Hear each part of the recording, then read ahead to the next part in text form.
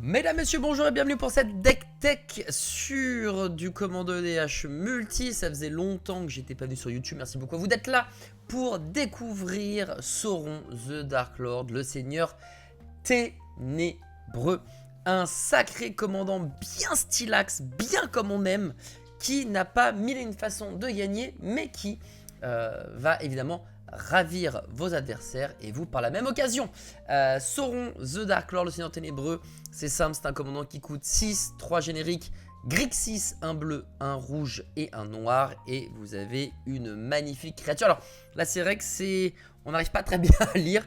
Moi j'adore cette carte, je trouve que c'est une des plus belles de tout Magic l'Assemblée. Je la trouve vraiment sublimissime, mais c'est vrai qu'au niveau lecture c'est pas très fou. Donc pour 6 t'as une 7-6 qui est plutôt pas mal, Avatar horreur légendaire. Elle a une ward, oui, elle a une parade. L'adversaire devra sacrifier un artefact légendaire ou une créature légendaire pour cibler Sauron, donc ça c'est cool. À chaque fois qu'un adversaire va jouer un sort, va lancer un sort, et bien on va amasser Orc 1. Donc on va créer un jeton armé Orc et lui mettre un compteur +1/+1. Et si jamais vous avez déjà une armée en place, vous allez rajouter un marqueur +1/+1 chaque fois qu'un adversaire lance un sort. À chaque fois qu'une armée que je contrôle inflige des blessures de combat à un joueur, l'anneau me tente. Voilà encore une mécanique tirée du Seigneur des Anneaux, parce que pour ceux qui ne connaissent pas, en mode mais Sauron qui quoi, mais le Seigneur des Anneaux. Voilà, si jamais tu connais pas, let's go là-dessus. Et à chaque fois que l'anneau te tente, tu peux défausser toute ta main. Et si tu défausses toute ta main, tu pioches 4 cartes. Sauron, des belles couleurs avec lesquelles on va essayer de contrôler à minima le board, avec laquelle on va s'amuser à enquiquiner son adversaire le plus possible, hein, du bleu, du noir et du rouge. Qu'est-ce que vous voulez faire d'autre, ma petite dame, à part évidemment contrôler et détruire, hein, qui sont vraiment, les 3 couleurs sont faites pour ça et rien d'autre. Qui a un plan de jeu qui est quand même assez simple.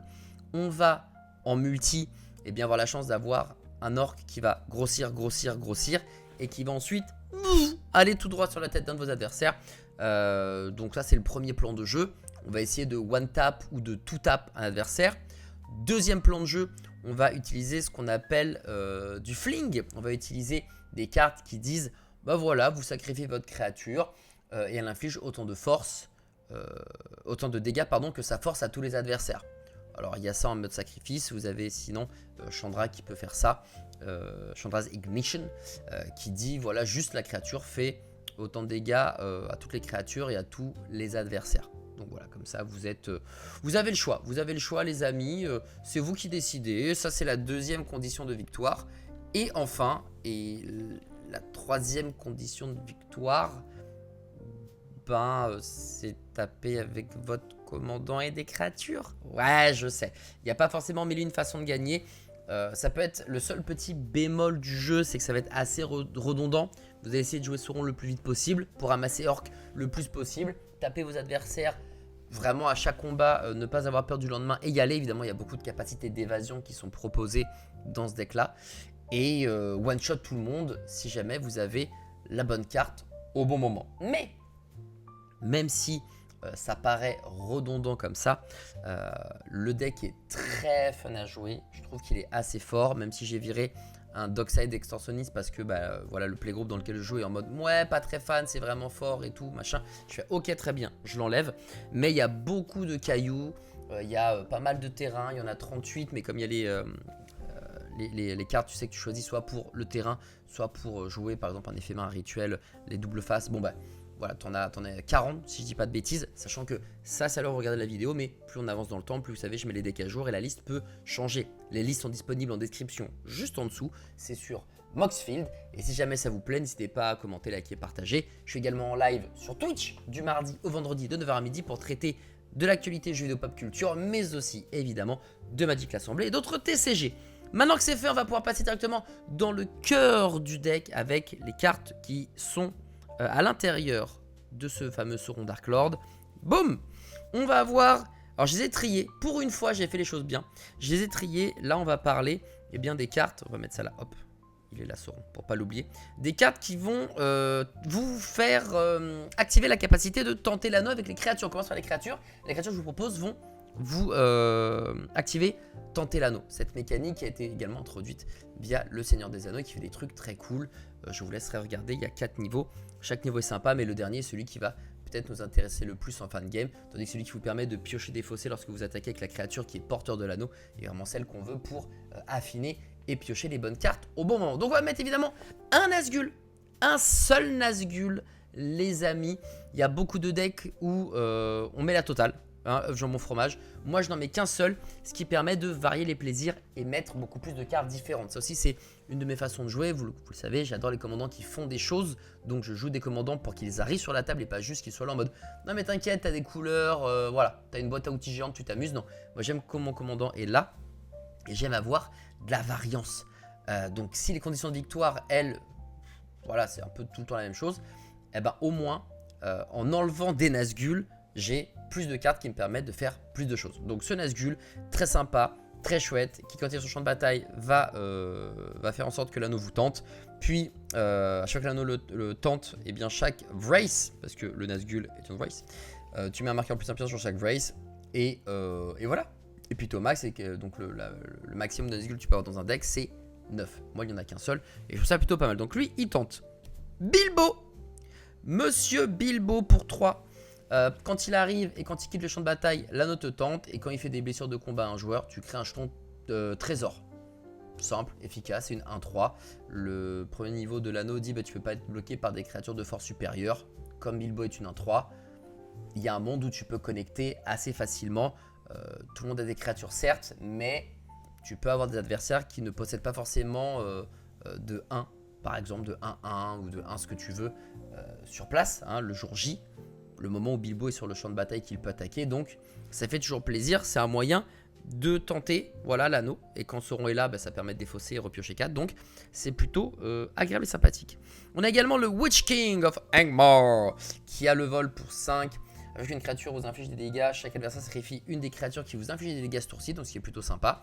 Ensuite l'anneau te tente et si tu veux tu peux te défausser d'une carte. Et ainsi, il gagne l'indestructible jusqu'à la fin du tour et tu l'engages. Donc voilà, ça le vole, l'anneau te tente. C'est assez dissuasif quand il y a un gars qui va jouer avec une grosse créature, un peu comme moi finalement, Voltron. Il dit bah vas-y, attaque avec ta créature solo sur moi. Mais tu vas devoir la sacrifier, mon ref. Donc c'est plutôt sympa. Puis tu peux bloquer la ronde indestructible. C'est chouette. On a un petit proscrit changelin.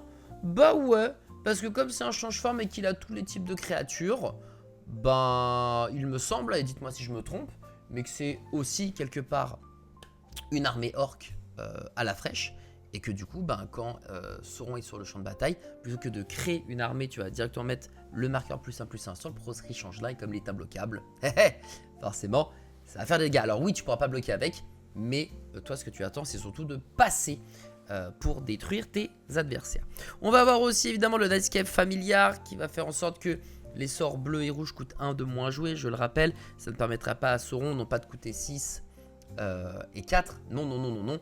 C'est 1 de moins. Et si ton sort est bleu, et rouge, pardon, et bleu, oui c'est ça, eh bien ça fera pas 2 génériques de moins.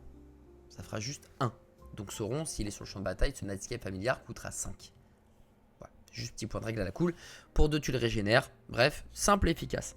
On va avoir un petit staple, bah oui, parce que tu dis mais qu'est-ce qu'elle fait là, et t'as bien raison, il n'y a pas de thématique gobelin, orc, armée, marqueur +1/+1, etc. Mais c'est juste que chez Oldred c'est fort, ça fait des bobos quand en face ça pioche, et Dieu sait qu'en EDH multi, oh là là que ça pioche, donc ça permet de calmer les ardeurs. Toi ça te permet de gagner des points de vie, voilà, le petit mode lien de vie, pourquoi ne pas la mettre? C'est ça la vraie question. On va avoir maintenant de la récursion quelque part. Alécha qui est arrivé il y a de cela pas si longtemps que ça à l'heure où j'enregistre cette vidéo et qui permet eh bien, pour toi d'avoir une 2-2 initiative. Quand elle attaque tu mets un marqueur +1/+1 sur elle, donc quand elle attaque c'est une au tour où tu peux le faire une 3-3 et non plus une 2-2. Et ce qui est cool c'est qu'au début de l'étape de fin, si j'ai attaqué ce tour-ci, voilà, juste si j'ai attaqué ce tour-ci, ce qui est quand même assez chouette, même pas forcément avec Alécha, eh bien je renvoie sur le champ de bataille depuis le cimetière une carte de créature ciblée avec une valeur de mana inférieure ou égale à la force d'Alécha. Alors évidemment vous avez envie d'attaquer avec elle parce que bah, si tu la laisses comme ça c'est juste une 2-2, donc tu vas réanimer du 2 ou moins, mais évidemment chaque fois que tu attaques ça va être bah, une 3-3, puis une 4-4, puis une 5-5, donc tu vas réanimer des choses beaucoup plus alléchantes. Sheoldred, parce que oui, elle aussi va faire de la gestion, hein, ça va faire gestion puis réanimation. Quand tu arrives sur le champ de bataille, chaque adversaire sacrifie une créature non jeton ou un planeswalker. Et ensuite, pour 5, tu vas pouvoir l'exiler à partir du moment où un adversaire a au moins 8 cartes dans son cimetière. Donc ça, on va dire que c'est pareil, hein, quelque chose d'assez standard. Et ensuite, tu vas le transformer en saga. Et la saga est très rigolote, puisque à chaque fois que... au moment où tu le retournes, chaque adversaire détruit... pour chaque adversaire, détruit jusqu'à une créature ou Planeswalker que ce joueur contrôle. Donc cette fois-ci, c'est toi qui décides et c'est chouette. Chaque adversaire se défausse de 3 cartes, puis meule 3 cartes. Donc là, vraiment, ils sont à poil. Et enfin, tu mets sur le champ de bataille sous ton contrôle toutes les cartes de créatures de tous les cimetières. La vraie récursion. Et ensuite, pouf, elle se retourne. Tada! Et vous refaites la même chose, le même procédé. Tac, tac, tac. Voilà. Donc quand ça arrive et que tu arrives à la transformer en saga, mon Dieu, les bêtises à la fois de gestion de destruction et de récursion / réanimation. Dans le même délire de faire des dégâts et pour punir ceux qui piochent beaucoup, Orcish Bowmaster, évidemment, carte classico-classique qu'on retrouve dans beaucoup de jeux noirs. Ça a le flash, ça ping, ça permet d'amasser Orc 1 en plus de ça. Donc on est vraiment dans la thématique de Sauron. Donc il y a quand même ce côté amasse Orc 1 qui fait que ça tient la route. Et c'est une carte excessivement puissante. Pareil en termes de gestion de créatures. Très belle carte. Très belle carte. Arc. Alors comment on prononce probablement Arc Fiend of Ifnir, je parle bien le prononcer. Pour 5/4 vol, à chaque fois que tu recycles une carte ou que tu défausses une autre carte, tu vas mettre un marqueur -1/-1 sur chaque créature que vos adversaires contrôlent. Ça tombe bien, Sauron dit, quand l'anneau te tente, tu peux défausser ta main. Voilà, t'as compris le principe. Tu peux littéralement wipe le board à chaque fois que l'anneau te tente, puisqu'avec Sauron, tu vas défausser ta main et piocher 4. Donc voilà, tu pourras à chaque tour, si tu arrives à faire en sorte que l'anneau te tente, et bien à minima faire en sorte que tes adversaires gagnent -4/-4 à chaque tour. Et voilà, et du coup c'est un contrôle assez net, précis et sans bavure. Pareil pour le côté récursion de la chose, ça amasse, etc. Et bien on a un des autres Saurons de l'extension Le Seigneur des Anneaux. Celui-ci c'est le Sauron qui s'appelle le Seigneur des Anneaux. Bon lui il coûte cher, voilà il coûte 8. Mais t'as une 9/9, quand tu lances ce sort t'amasses Orc 5. Tu meules 5, puis tu rentres sur le champ de bataille, une carte de créature, elle a le piétinement à chaque fois qu'un commandant qu'un adversaire contrôle meurt, l'anneau vous tente. Bref, il fait le café et plus si affinité, un bon ajout qui fait peur quand il est sur le champ de bataille, il fait tellement de trucs de toute façon. Pour 8, t'as une 9/9, plus une 5/5, plus une autre créature. Normalement, t'es plutôt pas mal. Le combo gagnant, Wonder d'un côté et la colère, voilà, c'est en anglais, en français, il y a un peu de tout. Elles, ce sont des cartes qui sont hyper utiles puisque, en fait, quand Wonder est dans le champ de bataille et que tu contrôles une île, toutes tes créatures ont le vol. Quand la colère est sur le champ de bataille et que tu contrôles une montagne, toutes vos créatures ont la célérité.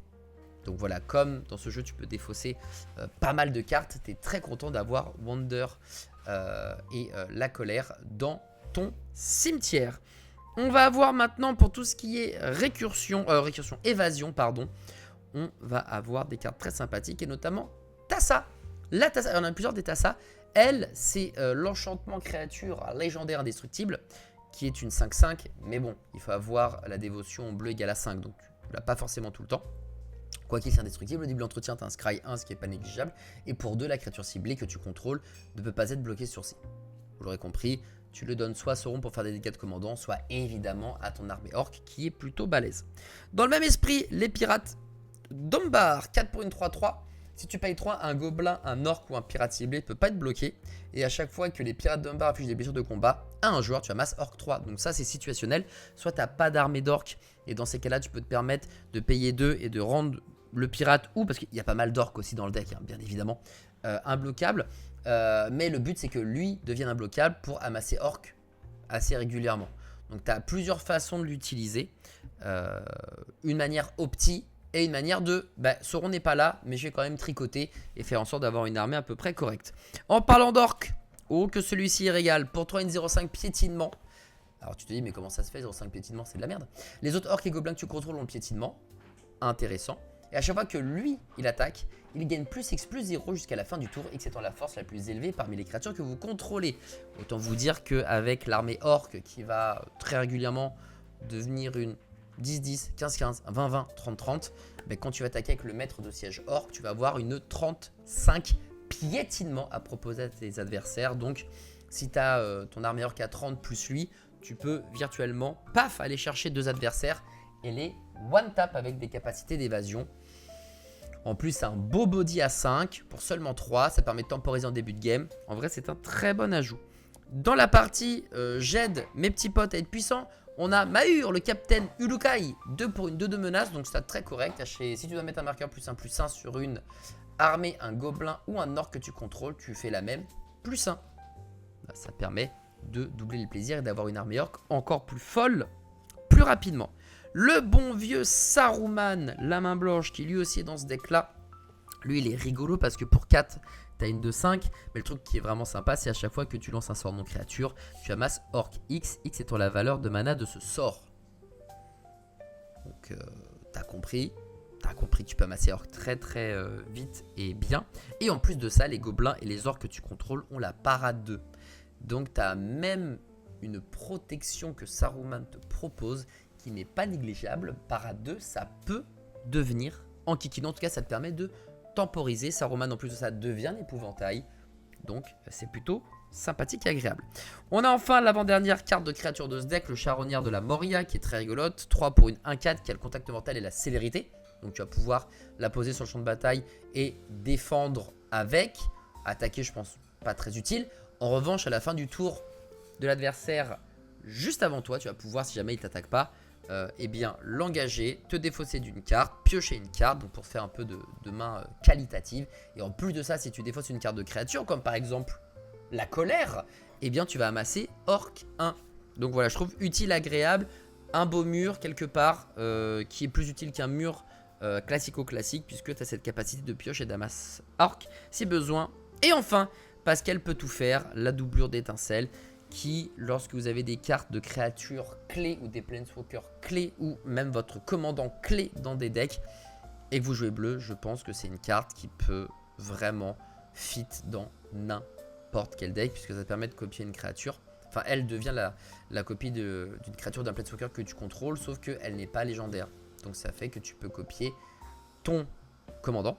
En plus, il arrive avec un marqueur +1/+1. Ou alors un planeswalker et il arrive avec un marqueur loyauté supplémentaire. Donc vraiment doublure d'étincelle, c'est le caméléon des decks avec des cartes de créatures hyper importantes ou des commandants importants. Place maintenant au rituel. Alors sachez que les rituels, les éphémères, j'en ai pas mis des masses, enfin notamment des éphémères. Pourquoi? Parce qu'avec Sauron, eh bien quand l'anneau te tente, le principe c'est de défausser pour piocher 4. Donc plutôt que d'attendre parce que tu as 2 très beaux éphémères avec du mana vert, etc. Moi je préfère être hyper proactif. Limite terminé avec très peu de mana détapé, vraiment être. J'ai fait une grosse phase d'attaque, j'ai rejoué des cartes derrière, etc.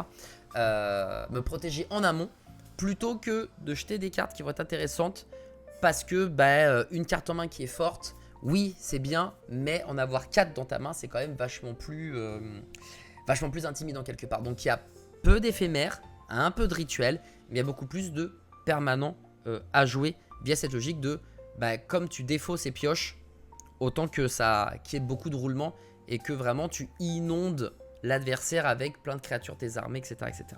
Donc première carte, pour 1, tu pioches une carte, l'anneau te tente. Bon, pioche, carte, l'anneau te tente. Simple, clair, précis, efficace. Dreadbore, pour 2, pour Rakdos, détruire la créature ou le planeswalker ciblé. Simple, clair, précis. Réanimation, bah oui, quand tu joues noir, un peu de récursion, ça fait jamais de mal. Donc réanimation, voilà, tu payes 1, tu vas pouvoir récupérer une créature n'importe quel cimetière et tu vas payer un nombre de points de vie égal au coût de mana de la carte. Simple, efficace, ça fait plaisir. Salve Vandale, pour stopper soit des artefacts énervés, soit un artefact qui vraiment est game breaker. Ça coûte que 1 rouge en surcharge 5 et ça fait des gros dégâts. Le fameux, alors ça c'est le Hatsune Miku, voilà, donc on n'arrive pas à lire, mais c'est le Chandra's Ignition. Voilà, c'est la carte qui dit, ces fameux fling entre guillemets, qui dit pour 5 en rituel, tu vas cibler une créature que tu contrôles et elle va faire un nombre de dégâts égal à sa force. Donc on va cibler soit Sauron dans l'idée, soit l'armée orc, mais normalement une armée orc un peu balèze. Et elle va faire un nombre de dégâts à toutes les autres créatures et à tous les adversaires égal à sa force. Donc Chandra's Ignition, c'est une des cartes, une des conditions de victoire de ce deck. On va avoir pour, encore une fois, Vrass. Et c'est un des decks, je crois que c'est le deck où il y a le plus de Vrass. Je crois que c'est le deck où il y a le plus de whiteboard, où il y a le plus de... ok, bon, je clean la table 1 fois, 2 fois, 3 fois, 4 fois. J'avoue, il est très énervé. On a le déluge toxique. Pareil, pour calmer les velléités offensives des petits copains. Voilà, ça, c'est les rituels. Donc, on a fait déjà le tour des rituels, c'était rapide. Pour les éphémères, on a l'indécrottable, la renaissance de Malakir. Soit vous le jouez en mode terrain, soit vous le jouez en mode protection. Puisque pour un mana noir et 2 points de vie, la créature ciblée a, quand cette créature meurt, tu la renvoies sur le champ de bataille engagé sous le contrôle de son propriétaire. Ça vous permet de sauver, par exemple, un petit sauron des familles, même si la parade fait que, mais s'il y a une vrasse, il faut bien sauver la team. Donc voilà, donc ça c'est plutôt chouetto. D'ailleurs, petite point d'interrogation que vous allez pouvoir me répondre dans le chat. Est-ce que je peux faire ça sur mon token? Il revient avec les mêmes marqueurs, ou est-ce que comme il passe par le cimetière, eh bien il perd tout, et dans ces cas-là la renaissance de Malakir ne marche pas. Voilà. Merci beaucoup pour vos réponses d'avance. Autre éphémère, la rançon de Sauron, carte très rigolote pour 3. Il y a un adversaire, tu dis toi, tu vas regarder les 4 cartes du dessus de ma bibliothèque, tu vas les mettre dans 2 tas, un caché, un visible. J'en choisis un des deux. Il y en a un qui va dans ma main, l'autre dans le cimetière, et en plus de ça, l'anneau me tente. Donc la rançon de Sauron, pareil, très rigolus.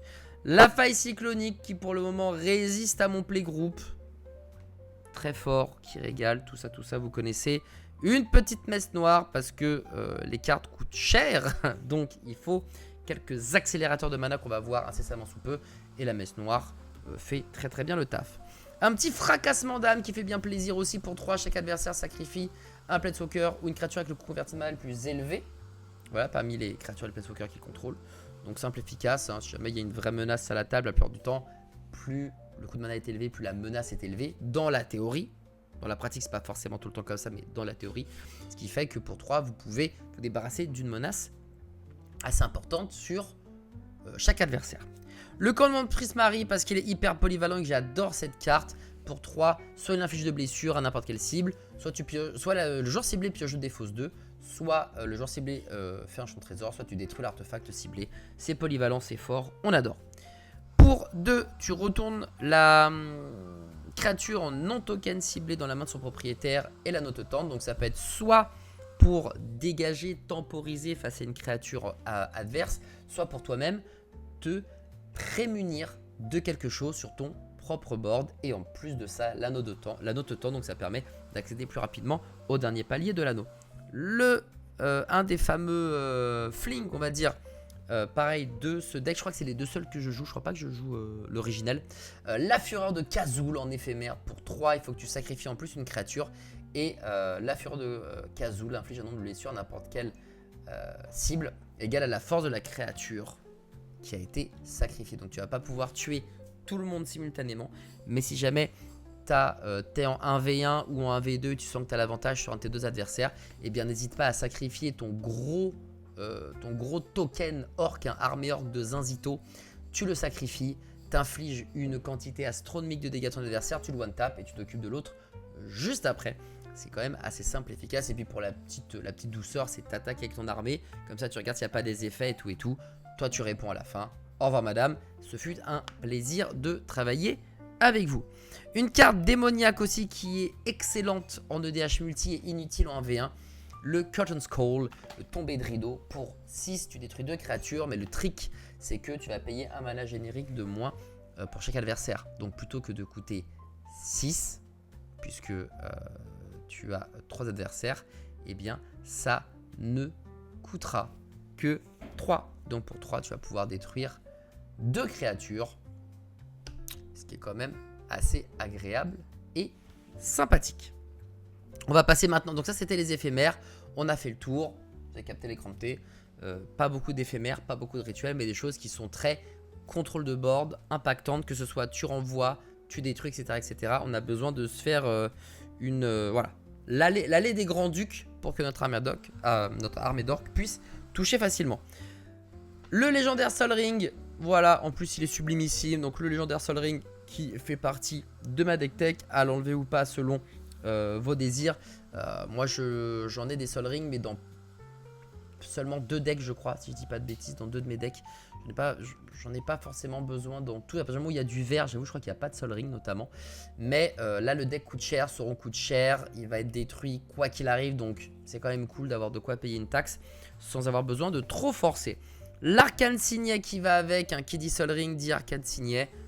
Voilà, encore une fois, magnifique. Relique de la coalition que j'adore, qui vous permet de faire comme la lanterne chromatique, sauf que elle permettra de mettre un marqueur charge sur elle si jamais vous n'avez pas besoin de l'utiliser tout de suite. Ça vous permettra d'avoir un mana direct lors de la phase principale de la couleur que vous voulez et le mana en plus de la relique si jamais vous en avez besoin. Donc franchement, un ajout je trouve très puissant.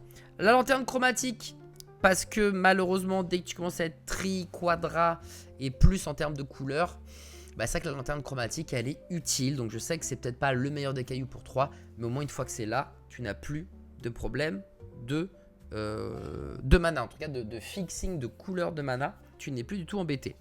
La Dynamotran, parce que je l'ai dit, je le répète, c'est un deck qui coûte très cher, donc une petite dynamo qui vous permet d'avoir 3 mana incolores, on va pas cracher dessus. La pierre de Garmon qui permet de faire un terrain de la couleur qu'un adversaire pourrait produire, qu'un terrain qu'un adversaire contrôle pourrait produire, donc en EDH multi normalement tu fais un peu de tout, t'es pas très enquiquiné. Talisman de créativité, voilà, classique et efficace. Talisman de dominance, classique et efficace. Cachet de Rakdos, que vous connaissez. Cachet de Dimir. Cachet d'Izet. Voilà, ça vous connaissez par cœur. Maintenant les artefacts qui vont vous permettre de protéger, de faire des choses avec vos créatures. Lightning Graves, évidemment, celle qui coûte 0 et qui va filer le linceul. Alors c'est vrai que c'est enquiquinant parce que vous ne pourrez pas cibler non plus vous-même votre propre créature, mais lui filer la célérité et une protection à toute épreuve pour 0. Les jambières d'éclair, on aime bien. La côte de Mithril pour le côté surprise, qui est indestructible et qui, quand vous la payez pour 3, elle a le flash, donc vous pouvez la jouer un peu quand vous voulez en réponse à une agression de votre adversaire. Et la créature est indestructible également. Voilà, côte de Mithril que j'aime beaucoup pour protéger Sauron ou pour protéger mon armée orque. Le hachoir du pillard, alors ça mon pote c'est énervé. La créature équipée gagne +1/+1 et a le piétinement, et à chaque fois que cette créature affiche des blessures de combat à un joueur ou un planeswalker, crée autant de jetons trésors. Alors oui, ça coûte cher parce que c'est 3 puis 3 d'équipement. Mais déjà ça file l'évasion parce que quand ton armée d'orque 25-25 a le piétinement, même si elle touche et n'inflige que 10 dégâts, mon gars, tu vas mettre 10 jetons trésors. L'anneau va te tenter, tu vas défausser, nanani nanana. Bref, tu vas pouvoir jouer toutes les cartes que tu as piochées. Tu es au max. Une carte que j'aime beaucoup également, l'ombre lance dans sa version Tomb Raider. Vous connaissez, +1/+1, piétinement, lien de vie, et pour équipement 2. Et si jamais tu payes 1, les permanents que vos adversaires contrôlent perdent l'indestructible et l'exproof. Donc ça permet de contourner la protection des adversaires. Et enfin la dernière carte qui est ultra énervée, l'épée de Fist and Famine. Alors ça c'est vraiment essayé, approuvé, validé, adoré. La créature cible gagne +2/+2 la protection contre le noir et le vert. Et à chaque fois qu'elle affiche des blessures de combat à un joueur, ce joueur se défausse d'une carte et tu vas détaper tous tes terrains. Et c'est hyper intéressant avec Sauron parce que comme tu vas chier ta main par terre, tu vas avoir donc très peu de cartes en main normalement. Ton armée orque va attaquer, va probablement passer, etc. L'anneau va te tenter et du coup, tu vas pouvoir défausser le peu de cartes que tu as en main, piocher 4 et détaper tous tes terrains pour avoir à nouveau une phase où tu vas pouvoir balancer toute ta main par terre.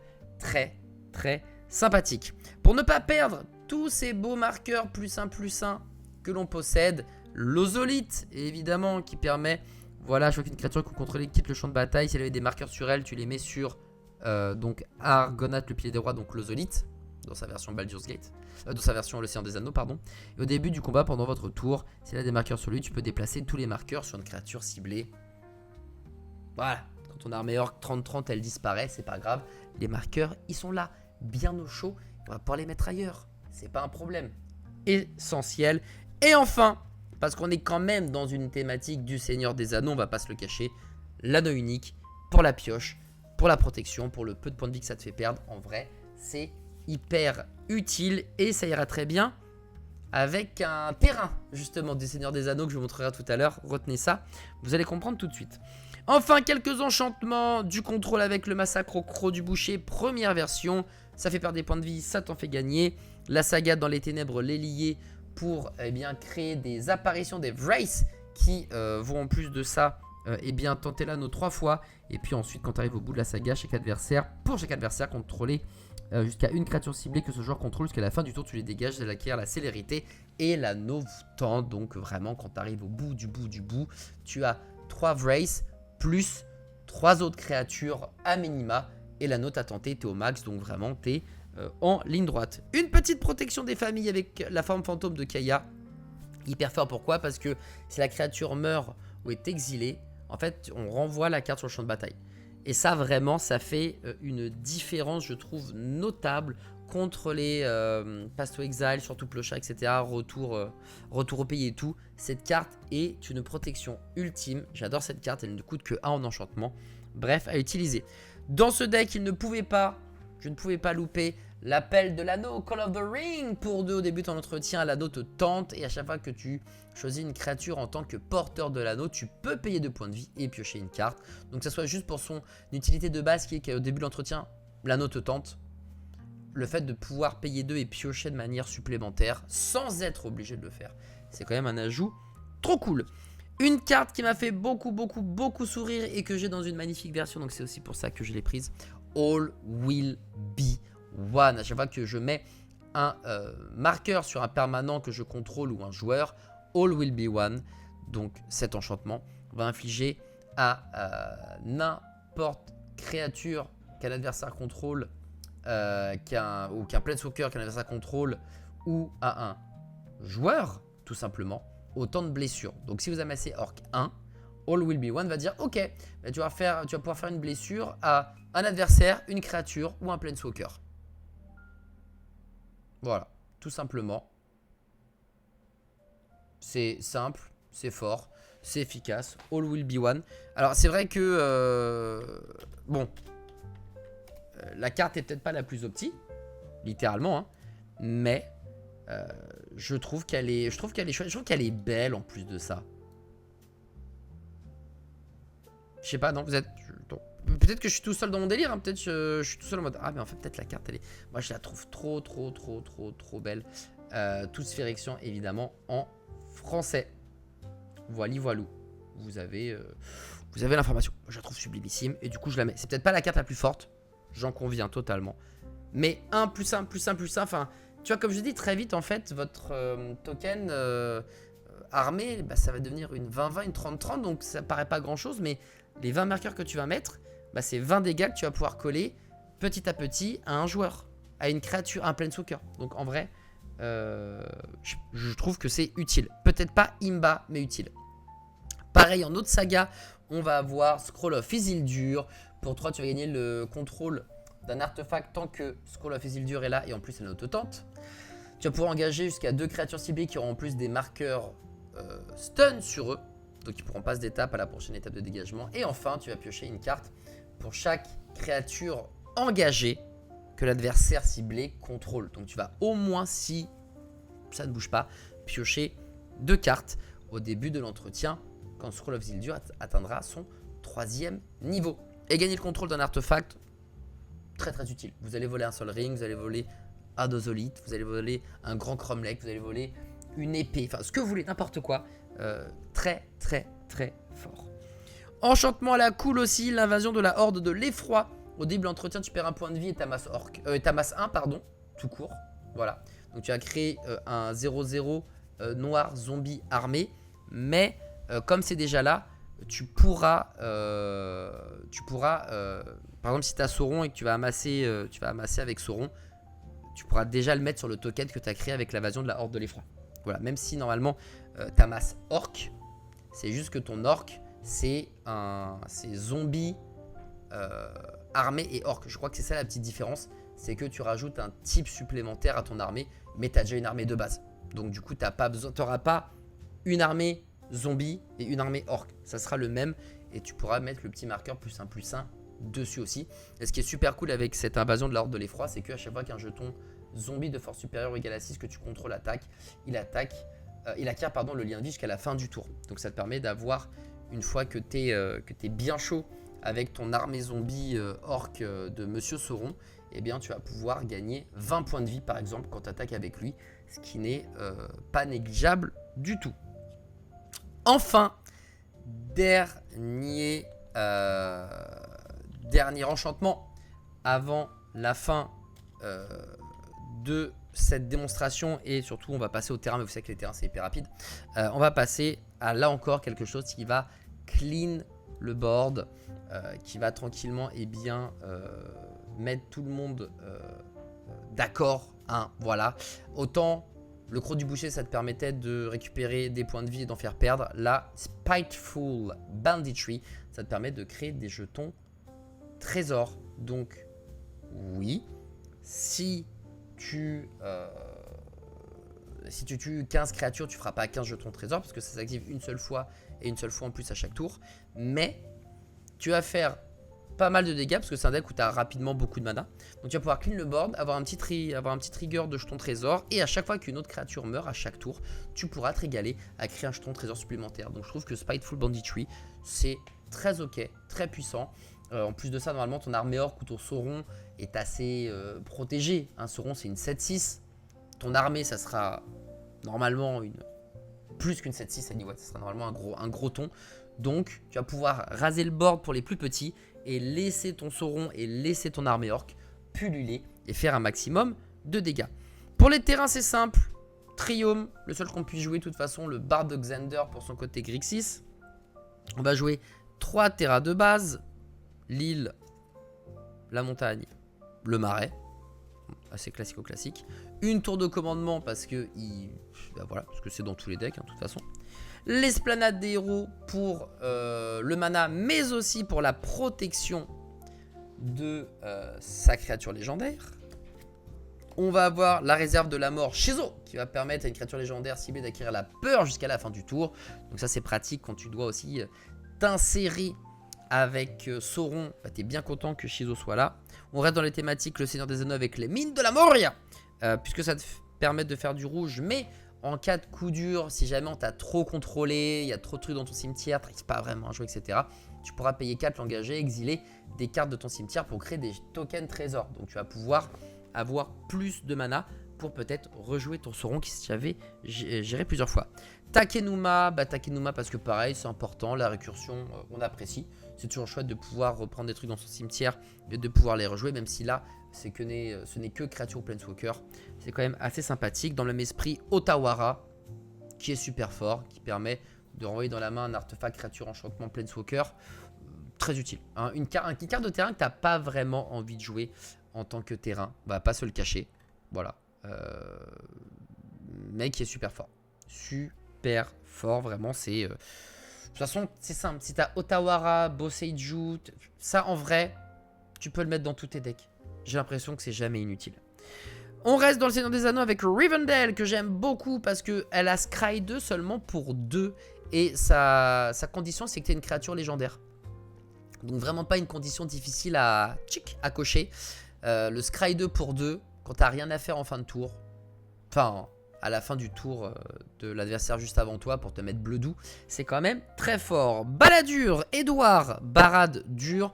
Pareil, hein, qui va te permettre de faire des choses comme les mines de la Moria au Rivendell. Sauf que lui, il va amasser Orc X. Et ça, c'est seulement quand une créature est morte ce tour-ci. Donc pareil, tu peux faire des petites choses sympathiques si jamais t'es dans le ventre mou du bail.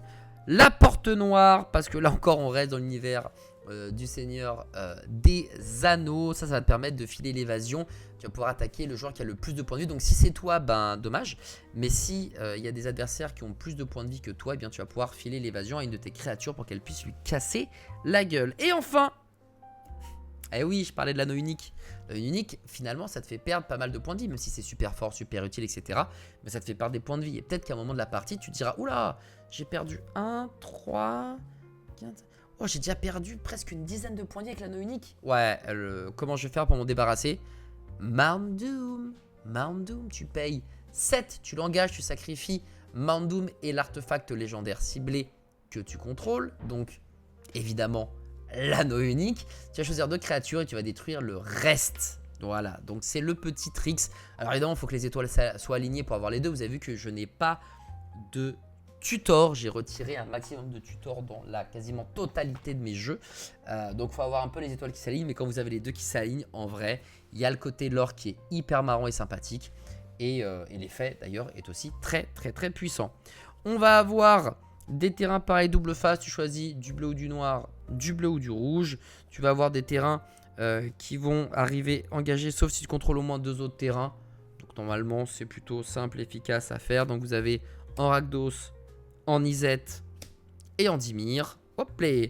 Vous avez la même quand vous avez plus de 2 adversaires ou plus avec le Training Center et le Morphic Pool.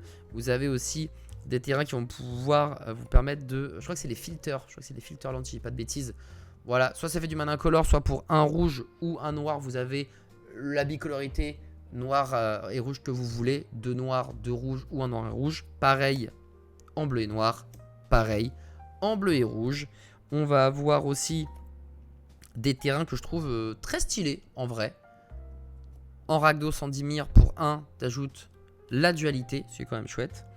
On va avoir les 3 Shockland parce qu'on peut pas en avoir plus. Voilà. Ça arrive d'engager, sauf si tu payes 2 points de vie, c'est évidemment fetchable puisqu'il est montagne. Et en parlant de fetch, on va mettre les 9 fetch possibles. Il y en a un seul qui ne pourra pas être posé, c'est évidemment le blanc et le vert, puisque Sauron n'a pas de blanc et de vert. Donc le Célestien, vous ne pourrez pas les mettre, mais tous les autres sont ok. Donc on a le Polluted Delta, la forêt pluviale, la grève inondée, la Messaride, la catacombe, la plaine marécageuse, le contrefort, la fondrière et le lac de montagne. Et voilà, vous connaissez toute ma deck tech Sauron. Vous connaissez toutes les cartes que je joue dans ce deck qui évidemment va évoluer au fur et à mesure de l'avancée de Magic l'Assemblée. Toujours à l'affût évidemment de mettre mes decks à jour.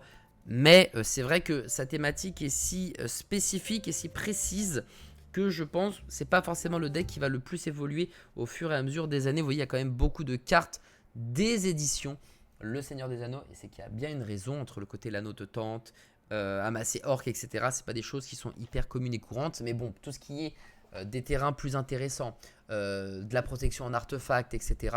Ça, oui, on sera aux aguets et à l'affût pour mettre à jour tout ça. Donc, je le rappelle, la liste est disponible sur Moxfield dans la description en bas avec tous les decks que j'ai fait. Donc, vous pourrez retrouver les deck tech d'Aragorn, aussi du Seigneur des Anneaux. Vous allez retrouver les deck tech d'Atraxa, de Lazav. Il y a celle de Yuriko qui devrait arriver avec Edgar Markov, évidemment, puisque Innistrad arrive bientôt. Donc, on vous montrera la deck tech du Edgar Markov, peut-être mise à jour pour l'occasion. Peut-être que je me dirai, oh, il y a peut-être des vampires, j'ai abusé de ne pas les mettre, je vais les mettre. Voilà, n'hésitez pas à liker, commenter, partager si ça vous a plu. Je ne suis pas du tout l'expert EDH Multi, le roi de l'EDH Multi, donc j'ai peut-être fait des erreurs. Si vous pensez qu'il y a des cartes plus intéressantes, n'hésitez pas à me les proposer, je regarderai ça en commentaire. Pour les points de règle, n'hésitez pas pareil à me dire si je me suis trompé lors de mes explications. Et puis sinon voilà, sinon moi je vous donne rendez-vous dans quelques semaines sur YouTube, non pas pour une deck tech Edgar Markov, pas tout de suite en tout cas, mais pour la deck tech Sol Ring de Noël. Et oui, il y a un épisode de Sol Ring qui va arriver incessamment sous peu pour fêter Noël. Je balance pas la thématique, mais vous aurez ma decklist qui arrivera début janvier, voilà, et qui vous montrera les cartes que j'ai jouées ici même sur YouTube. Je vous fais des bisous, on se donne rendez-vous donc sur YouTube très vite, d'ici peut-être 2-3 semaines. Et sinon, on se donne rendez-vous sur Twitch en live du mardi au vendredi de 9h à midi pour traiter des news jeux vidéo pop culture et de l'actualité TCG, notamment de Magic l'Assemblée. N'hésitez pas à lâcher un petit sub si jamais vous pouvez. Ça soutient le streamer à votre bon cœur, monsieur, dame. Et moi, je vous souhaite de passer d'excellentes fêtes de Noël et des excellentes fêtes de fin d'année, puisqu'on est le 20 décembre 2024 à l'heure où j'enregistre cette vidéo. Force à vous si jamais vous êtes solo et que vous n'aimez pas ça. Force à vous, je sais que c'est pas forcément une période que tout le monde aime, même si c'est censé, et on n'a pas tous la même sensibilité, pas tous le même vécu, donc bon courage à vous, profitez au maximum, et rendez-vous très vite, soit sur YouTube, soit sur Twitch. Beijing tout le monde, et à tout bientôt.